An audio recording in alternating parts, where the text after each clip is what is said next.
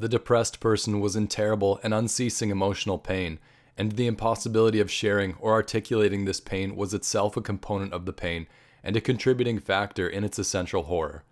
Despairing, then, of describing the emotional pain itself, the depressed person hoped at least to be able to express something of its context, its shape and texture, as it were, by recounting circumstances related to its etiology.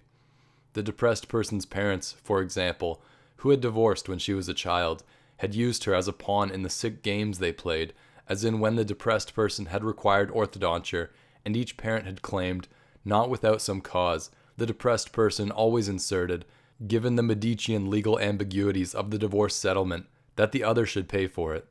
Both parents were well off, and each had privately expressed to the depressed person a willingness, if push came to shove, to bite the bullet and pay, explaining that it was a matter not of money or dentition, but of principle. And the depressed person always took care, when as an adult she attempted to describe to a supportive friend the venomous struggle over the cost of her orthodonture and that struggle's legacy of emotional pain for her, to concede that it may well truly have appeared to each parent to have been, in fact, a matter of principle, though unfortunately not a principle that took into account their daughter's feelings at receiving the emotional message that scoring petty points off each other was more important to her parents than her own maxillofacial health, and thus constituted, if considered from a certain perspective, a form of neglect or abandonment or even outright abuse, an abuse clearly connected. Here she nearly always inserted that her therapist concurred with this assessment, to the bottomless, chronic adult despair she suffered every day and felt hopelessly trapped in. The approximately half-dozen friends whom her therapist, who had earned both a terminal graduate degree and a medical degree, referred to as the depressed person's support system, tended to be either female acquaintances from childhood or else girls she had roomed with at various stages of her school career. Nurturing and comparatively undamaged women who now lived in all manner of different cities and whom the depressed person often had not laid eyes on in years and years, and whom she called late in the evening, long distance, for badly needed sharing and support and just a few well-chosen words to help her get some realistic perspective on the day's despair and get centered and gather together the strength to fight through the emotional agony of the next day, and to whom, when she telephoned, the depressed person always apologized for dragging them down or coming off as boring or self-pitying or repellent, or taking them away from their active, vibrant, largely pain-free long-distance lives. She was, in addition, also always extremely careful to share with the friends in her support system her belief that it would be whiny and pathetic to play what she derisively called the blame game, and blame her constant and indescribable adult pain on her parents' traumatic divorce or their cynical use of her. Her parents had, after all, as her therapist had helped the depressed person to see, done the very best they could with the emotional resources they'd had at the time. And she had, the depressed person always inserted, laughing weakly, eventually gotten the orthodonture she'd needed. The former acquaintances and classmates who composed her support system often told the depressed person that they just wished she could be a little less hard on herself, to which the depressed person responded by bursting involuntarily into tears, and telling them that she knew all too well that she was one of those dreaded types of everyone's grim acquaintance who call at inconvenient times and just go on and on about themselves. The depressed person said that she was all too excruciatingly aware of what a joyless burden she was, and during the calls she always made it a point to express the enormous gratitude she felt at having a friend she could call and get nurturing and support from, however briefly, before the demands of that friend's full, joyful, active life took understandable precedence and required her, i.e. the friend, to get off the telephone. The feelings of shame and inadequacy the depressed person experienced about calling members of her support system long distance late at night and burdening them with her clumsy attempts to describe at least the contextual texture of her emotional agony were an issue on which she and her therapist were currently doing a great deal of work in their time together. The depressed person confessed that when whatever supportive friend she was sharing with finally confessed that she, i.e. the friend, was dreadfully sorry, but there was no helping it, she absolutely had to get off the telephone, and had verbally detached the depressed person's needy fingers from her pant cuff and returned to the demands of her full, vibrant, long-distance life. The depressed person always sat there listening to the empty Apian drone of the dial tone, feeling even more isolated and inadequate and unempathized with than she had before she'd called. The depressed person confessed to her therapist that when she reached out long distance to a member of her support system, she almost always imagined that she could detect, in the friend's increasingly long silences and/or repetitions of encouraging cliches, the boredom and abstract guilt people always feel when someone is clinging to them and being a joyless burden. The depressed person confessed that she could well imagine each friend wincing now when the telephone rang late at night, or during the conversation looking impatiently at the clock, or directing silent gestures and facial expressions communicating her boredom and frustration and helpless entrapment to all other people in the room with her, the expressive gestures becoming more desperate and extreme as the depressed person went on and on and on. The depressed person's therapist's most noticeable unconscious personal habit or tic consisted of placing the tips of all her fingers together in her lap and manipulating them idly as she listened supportively, so that her mated hands formed various enclosing shapes, e.g. cube, sphere, cone, right cylinder, and then seeming to study or contemplate them. The depressed person disliked the habit, though she was quick to admit that this was chiefly because it drew her attention to the therapist's fingers and fingernails and caused her to compare them with her own. The depressed person shared that she could remember, all too clearly, how at her third boarding school she had once watched her roommate talk to some boy on their room's telephone as she, i.e. the roommate, made faces and gestures of entrapped repulsion and boredom with the call. This popular, attractive, and self-assured roommate finally directing at the depressed person an exaggerated pantomime of someone knocking on a door until the depressed person understood that she was to open their room's door and step outside and knock loudly on it so as to give the roommate an excuse to end the call. The depressed person had shared this traumatic memory with members of her support system and had tried to articulate how bottomlessly horrible she had felt it would have been to have been that nameless pathetic boy on the phone, and how now, as a legacy of that experience, she dreaded, more than almost anything, the thought of ever being someone you had to appeal silently to someone nearby to help you contrive an excuse to get off the phone with. The depressed person would implore each supportive friend to tell her the very moment she, i.e. the friend, was getting bored or frustrated or repelled or felt she, i.e. the friend, had other more urgent or interesting things to attend to please for God's sake be utterly candid and frank and not spend one moment longer on the phone than she was absolutely glad to spend. The depressed person knew perfectly well, of course, she assured the therapist. Footnote 1.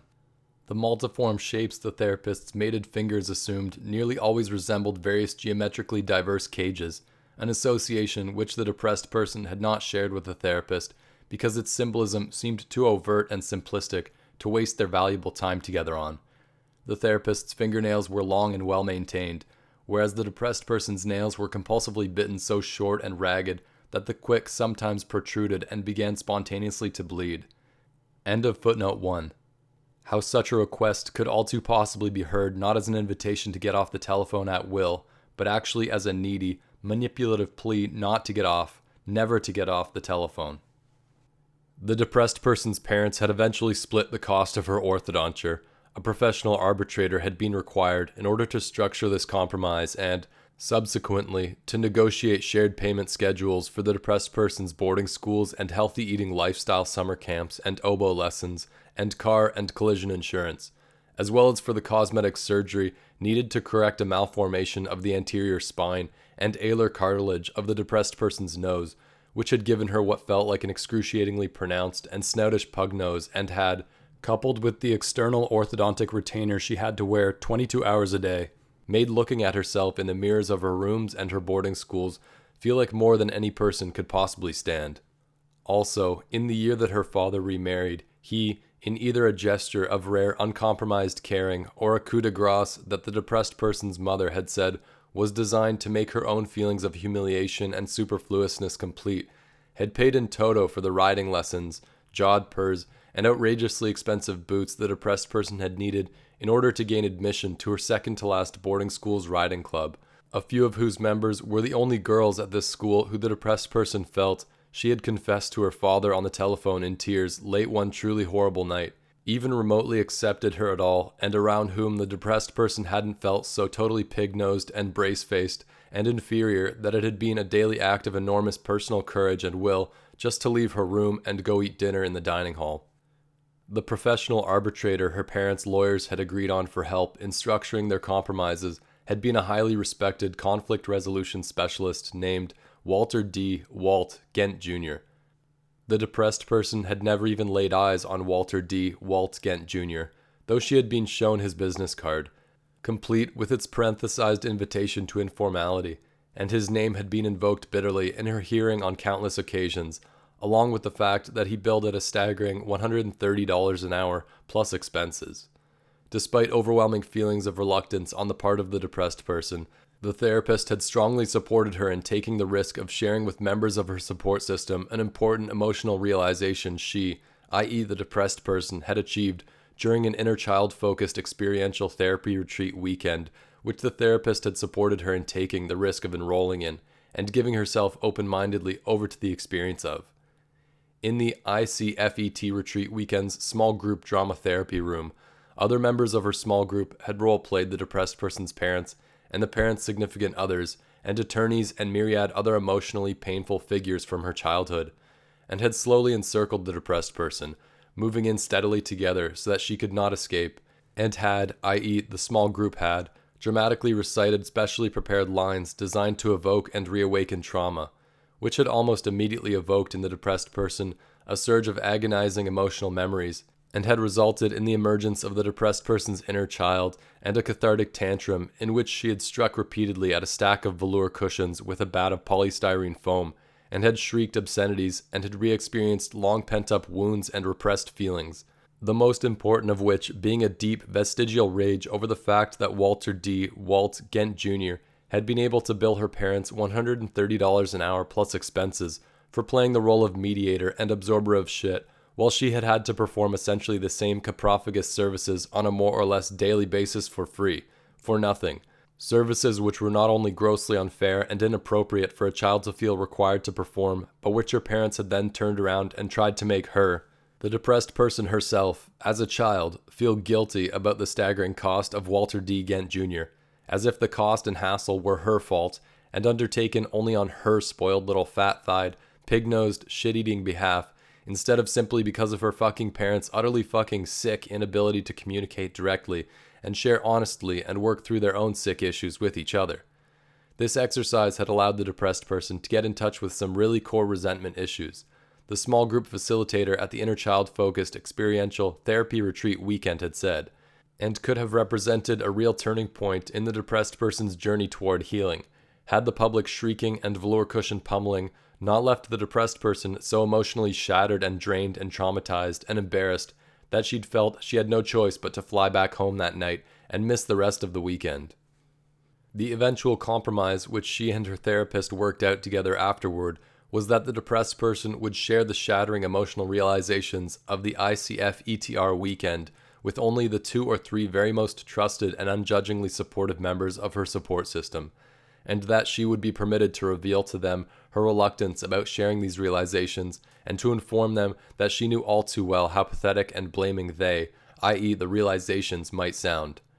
In validating this compromise, the therapist, who by this time had less than a year to live, said that she felt she could support the depressed person's use of the word vulnerable more wholeheartedly than she could support the use of the word pathetic, which word, i.e. pathetic, struck the therapist as toxically self-hating and also somewhat manipulative, an attempt to protect oneself against the possibility of a negative judgment by making it clear that one was already judging oneself far more negatively than any listener could have the heart to.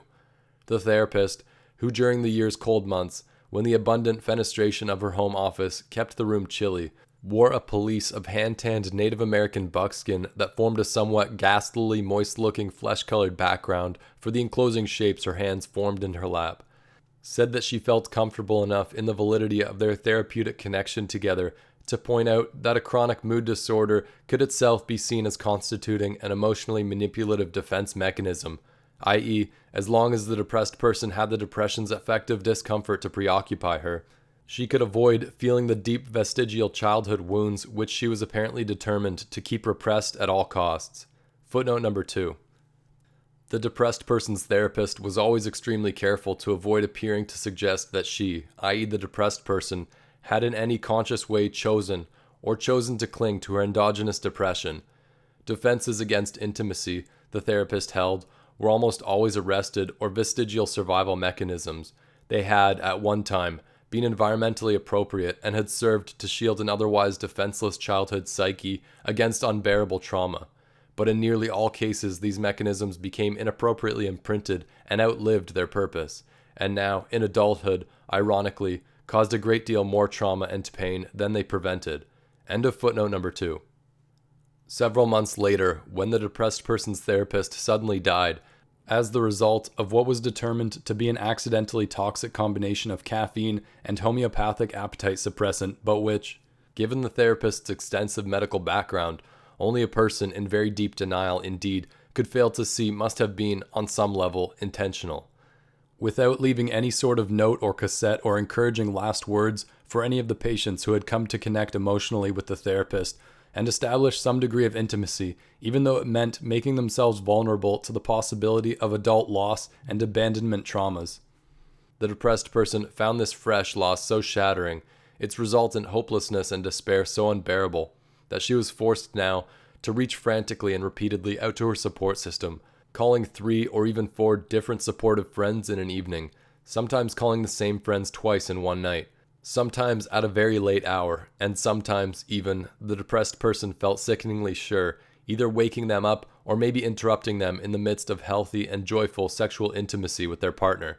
In other words, sheer emotional survival now compelled the depressed person to put aside her innate feelings of shame at being a pathetic burden and to lean with all her might on the empathy and nurture of her support system, despite the fact that this, ironically, had been one of the 2 issues about which she had most vigorously resisted the therapist's counsel.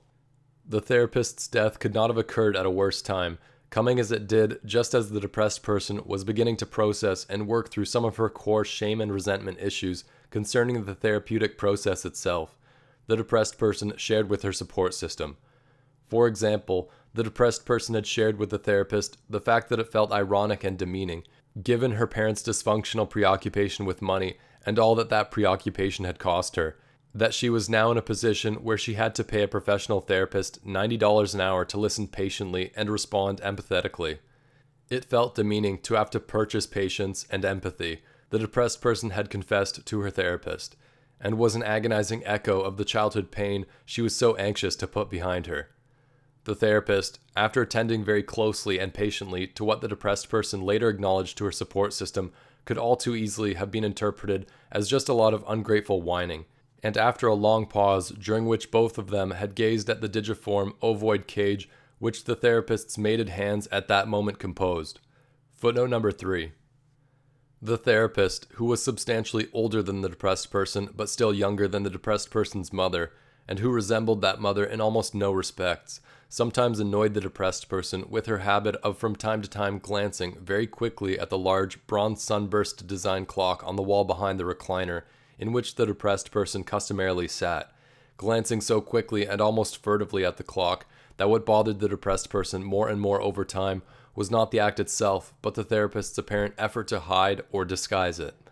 One of the therapeutic relationship's most significant breakthroughs, the depressed person told members of her support system, had come when she had finally been able to share that she would prefer it if the therapist would simply look openly up at the bronze helioform clock instead of apparently believing, or at least behaving, from the depressed person's admittedly hypersensitive perspective, as if she believed that the hypersensitive depressed person could be fooled by the therapist's dishonestly sneaking an observation of the time into something designed to look like a routine motion of the head or eyes,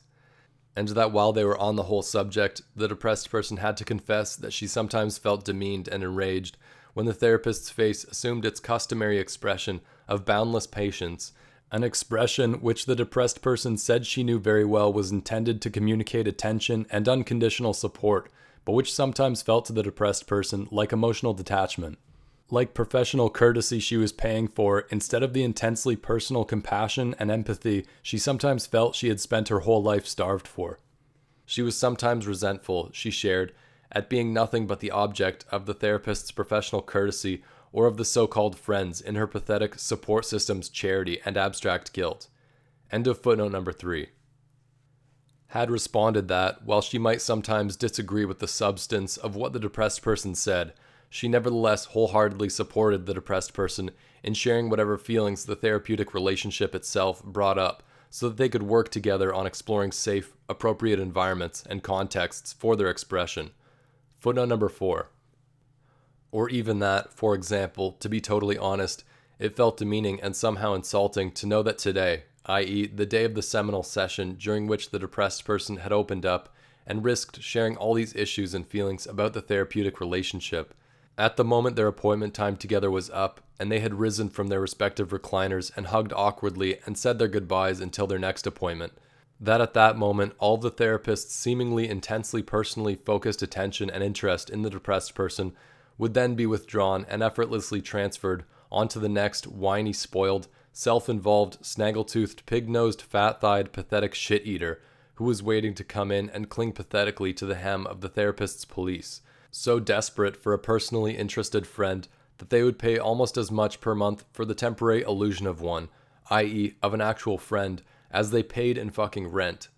This even though the depressed person knew quite well, she had said, holding up a peek-a-nod hand to prevent interruption, that the therapist's professional detachment was in fact not at all incompatible with true caring, and that it meant that the depressed person could for once be totally open and honest without ever having to be afraid that the therapist would take anything she said personally, or judge it, or in any way resent or reject the depressed person.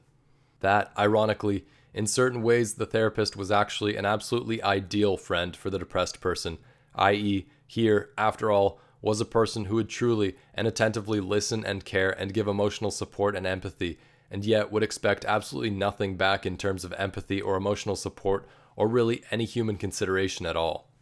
The depressed person knew perfectly well that it was in fact the $90 an hour which made the therapeutic relationship's simulacrum of friendship so ideally clean and one-sided. And yet she nevertheless found it demeaning to feel that she was spending $1,080 a month to purchase what was in many respects just a fantasy friend who fulfilled her, i.e. the depressed person's infantile fantasies of getting her emotional needs met by an other without having to empathize with or even consider the valid human needs of the other, an empathy and consideration which the depressed person then tearfully confessed she often despaired of ever even having it in her to be able to give.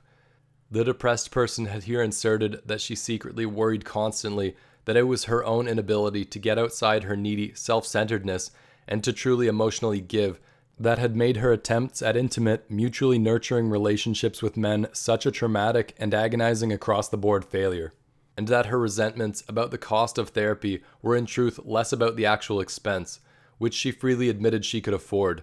than about the idea of paying for an artificially one-sided relationship. The depressed person then laughing hollowly to indicate that she heard and acknowledged the unwitting echo of her cold, niggardly, emotionally unavailable parents in the stipulation that what was objectionable was the idea or principle of an expense.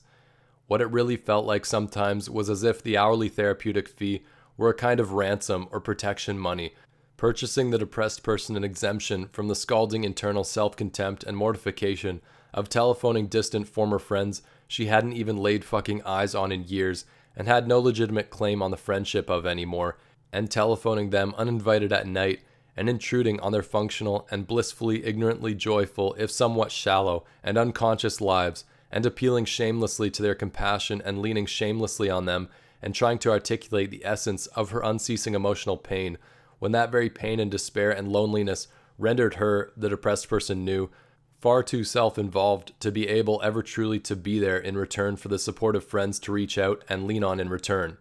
i.e. that the depressed person's was a pathetically starved and greedy omni-neediness that only a complete idiot would not expect the members of her so-called support system to detect all too easily, and to be repelled by, and to stay on the telephone only out of the barest and most abstract human charity, all the while rolling their eyes and making faces and looking at the clock and wishing desperately that the phone call were over, or that the depressed person would call someone else, or that the depressed person had never been born and didn't even exist, if the truth be told. If the therapist really wanted the totally honest sharing she kept alleging she wanted. The depressed person later tearfully confessed to her support system she had hissed derisively at the therapist, her face, i.e. the depressed person's face, contorted in what she imagined must have been a repulsive admixture of rage and self-pity.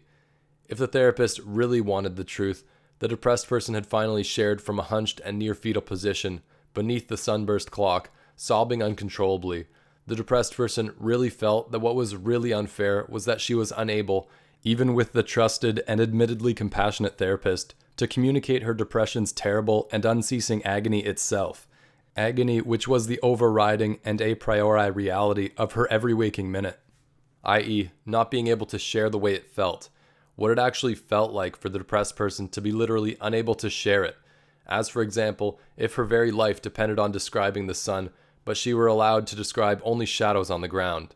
The depressed person had then laughed hollowly and apologized to the therapist for employing such a floridly melodramatic analogy. She shared all this later with her support system following the therapist's death from homeopathic caffeineism, including her, i.e. the depressed person's reminiscence that the therapist's display of attention during this seminal but ugly and humiliating breakthrough session had been so intense and professionally uncompromising that she had blinked far less often than any listener the depressed person had ever opened up to face had ever blinked. The two most special and trusted current members of her support system had responded, almost verbatim, that it sounded as though the therapist had been very special and the depressed person obviously missed her very much, and the one particularly trusted and valuable, physically ill, long-distance friend whom the depressed person leaned on more heavily than on any other friend during the grieving process, suggested that the most loving and appropriate way to honor both the therapist's memory and the grief over her loss might be for the depressed person to try to become as special and caring and nurturing a friend to herself as the late therapist had been. End of footnote number 4. The depressed person's recollection and sharing of the therapist's supportive responses brought on further, even more unbearable feelings of loss and abandonment, as well as waves of resentment and self-pity which she knew all too well were repellent in the extreme. The depressed person assured her support system, whose members she was by this time calling almost constantly, sometimes even during the day, from her workplace, swallowing her pride and dialing their work numbers and asking them to take time away from their own vibrant, stimulating careers to listen supportively and share and help the depressed person find some way to process this grief and loss and find some way to survive. Her apologies for burdening these friends during daylight hours at their workplaces were elaborate, vociferous, and very nearly constant, as were her expressions of gratitude to the support system for just being there for her, because she was discovering again, with shattering new clarity in the wake of the therapist's wordless abandonment, just how agonizingly few and far between were the people with whom she could ever hope to really communicate and forge intimate, mutually nurturing relationships to lean on. The depressed person's work environment, for example, was totally toxic and dysfunctional, making the idea of trying to bond in any mutually supportive way with coworkers ludicrous. And her attempts to reach out in her isolation and develop caring relationships through church groups or nutrition or holistic stretching classes or community woodwind ensembles had proved so excruciating, she shared, that she had been reduced to begging the therapist to withdraw her gentle suggestion that the depressed person try her best to do so.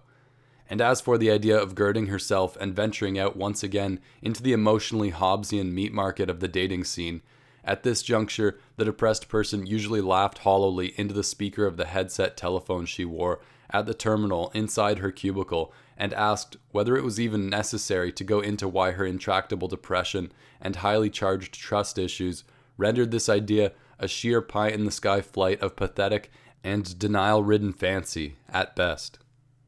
By this stage in the grieving process, the depressed person's emotional agony had so completely overwhelmed her vestigial defense mechanisms that whenever a member of her support system finally said that she was dreadfully sorry, but she absolutely had to get off the telephone, the primal instinct for sheer emotional survival now drove the depressed person to swallow every last tattered remnant of pride and to beg shamelessly for 2 or even just 1 more minute of the friend's time and attention, and, if the supportive friend held firm and terminated the conversation, to spend now hardly any time listening dully to the dial tone or gnawing the ragged cuticle of her index finger or grinding the heel of her hand savagely into her forehead, or feeling anything other than sheer primal desperation as she hurriedly dialed the next 10-digit number on her support system telephone list, which by this time had been photocopied several times and placed in the depressed person's address book, workstation terminal's phone.vip file, billfold, mini locker at the Holistic Stretching and Nutrition Center, and in a special pocket inside the back cover of the leather-bound feelings journal which the depressed person, at her late therapist's suggestion, Footnote number 5. As a natural part of the grieving process, sensuous details and affective memories flooded the depressed person's agonized psyche at random and unpredictable moments, pressing in on her and clamoring for expression and processing. The buckskin police, for example, though the therapist had seemed almost fetishistically attached to the Native American garment and during cool weather had worn it, seemingly on a nearly daily basis, was always immaculately clean and always presented an immaculately raw and moist-looking flesh-toned backdrop to the variiform cages the therapist's unconscious hands composed. It had never been clear how or by what process the therapist's authentic police's buckskin was able to stay so perfectly clean, unless, the depressed person confessed to imagining, the therapist had worn it only for their particular appointments. The therapist's chilly home office also contained, on the wall opposite the bronze clock and behind the therapist's recliner, a stunning molybdenum desk and personal computer hutch ensemble, one shelf of which was lined, on either side of the deluxe Braun coffee maker, with small framed photographs of the therapist's husband and sisters and son, and the depressed person often broke into fresh sobs of grief and self-excoriation on her workstation's headset telephone, as she confessed to her support system that she had never even asked the therapist's intimate loved ones' names. End of footnote number 5. Carried with her at all times. It was at this same point, driven by desperation to abandon all defenses and to share her deepest feelings with what was possibly the single most trusted and indispensable member of her support system, that the depressed person shared that she felt she had found, somehow, finally, the willingness to risk trying to follow the second of the late overdosed therapist's 2 suggestions which she, i.e. the depressed person, had most vehemently resisted over the course of their work together. The depressed person proposed now to take an unprecedented emotional risk and to begin asking certain important persons in her life to tell her straight out whether they had ever secretly felt contempt, derision, judgment, or repulsion for her, and was choosing to begin this vulnerable interrogative process with the one particularly nurturing and dependable and trustworthy support system member with whom she was sharing via her workstation's telephone right this moment. Footnote number 6. The singularly valuable and supportive friend on the telephone was an alumna of one of the depressed person's boarding schools, a generous, nurturing divorced mother of 2 in Bloomfield Hills, Michigan, who had recently undergone her 2nd course of chemotherapy for a virulent neuroblastoma, which greatly reduced the number of activities and responsibilities in her full, vibrant, undepressed life, and who thus was not only almost always at home but also enjoyed nearly unlimited conflict-free availability and time to share on the telephone, for which the depressed person was now careful to enter a daily prayer of gratitude in her feelings journal. End of footnote number 6. She had resolved, the depressed person shared, to ask these potentially deeply traumatizing questions without preamble or analogy or interpolated self-criticism. She wished to hear, with no holds barred, her very most valuable friend's honest opinion of her, the potentially negative and judging and traumatic and hurtful parts, as well as the positive and affirming and supportive and nurturing parts. The depressed person stressed that she was serious about this. The honest assessment of her by an objective but deeply caring confidant felt, at this point in time, like a literal matter of life and death. For she was frightened, the depressed person confessed to the trusted and convalescing friend, profoundly frightened by what she felt she was learning about herself following the sudden death of a therapist who for nearly 4 years had been her single most valuable resource and trusted support and, with no offense intended to any of the members of her support system, her very best friend in the world. For she had discovered, the depressed person confessed, that when she took her daily quiet time now, during the grieving process, and got quiet and centered and looked deep within, she could neither feel nor identify any feelings for the therapist as a person who had died, a person who only somebody in truly stupefying denial could fail to see had probably taken her own life, and thus a person who, the depressed person posited, had possibly suffered levels of emotional pain and isolation and despair which were comparable to or maybe even exceeded the depressed person's own. And thus that although the depressed person had had agonizing feelings aplenty since the therapist's suicide, these feelings appeared to be all and only for herself, i.e. for her loss, her abandonment, her grief, her trauma, and pain and primal effective survival. And that this terrifying set of realizations, instead of awakening in her any feelings of compassion, empathy, or other directed grief for the therapist, and here the depressed person waited patiently for an episode of retching in the especially available trusted friend to pass, so that she could take the emotional risk of sharing this with her. These realizations seemed merely to have brought up in the depressed person still more feelings about herself. At this point, sharing, the depressed person paused to swear up and down to her long-distance, gravely ill, frequently retching, but still caring and intimate friend that there was no toxic or manipulative self-hatred in this confession, only profound fear. The depressed person was frightened for herself, for as it were, her self, i.e. her spirit or soul, her capacity for basic human empathy and compassion, she told the supportive friend with the neuroblastoma. She was asking sincerely, the depressed person said, honestly, desperately, what kind of person could seem to feel nothing, she empathized, for anyone but herself. She wept into the headset telephone and said she was shamelessly begging her now single most valuable friend and confidant in the world to share her, i.e., the friend with the virulent malignancy in her adrenal medullas, brutally candid assessment, to pull no punches, to say nothing reassuring or supportive or exculpatory which she did not honestly believe to be true. She trusted her, she assured her. She had decided, she shared, that her very life itself, however fraught with agony and despair and indescribable loneliness, depended, at this point in her journey toward healing, on inviting, even if necessary, begging shamelessly for, honest feedback, even if that feedback was traumatic or hurtful. The depressed person therefore urged her terminally ill friend to go on, to not hold back, to let her have it. What terms might be used to describe and assess such a solipsistic, self-consumed, bottomless emotional vacuum and sponge as she now appeared to herself to be? How was she to decide and describe, even to herself, facing herself, what all she had learned said about her?